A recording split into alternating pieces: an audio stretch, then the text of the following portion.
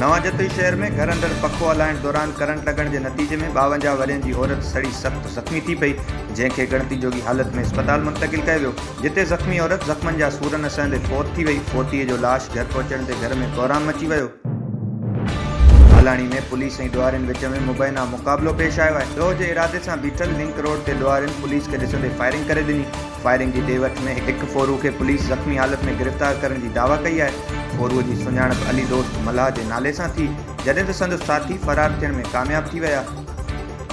थारू शाह जे कचे वारे इलाइक़े में ज़मींदारी बंदि टुटण सबबि 50 खां मथे घर ॿुॾी विया, जॾहिं त हज़ारे एकड़ तयारु फसल पाणी हेठि अची वियो। घरनि में बीठल माल मताओ लुड़ी वियो। मुतासिरनि पारां इंतिज़ामिया खां मदद जी घुर कई वई आहे। हिकिड़ी भरिसां ॻोठ सोबो ख़ान लगारी में बरसातुनि बाद घर जी छित ढही पट पइजी वई। नतीजे में ईसा ख़ान लगारी ऐं संदसि भेण सख़्त ज़ख्मी थी पिया। ज़ख्मियुनि खे तिबी इलाज लाइ मक़ामी अस्पताल मुंतकिल कयो वियो, जॾहिं त ज़ख्मी नारीअ खे गणती जोगी हालत में सिविल अस्पताल हैदराबाद रेफर कयो वियो।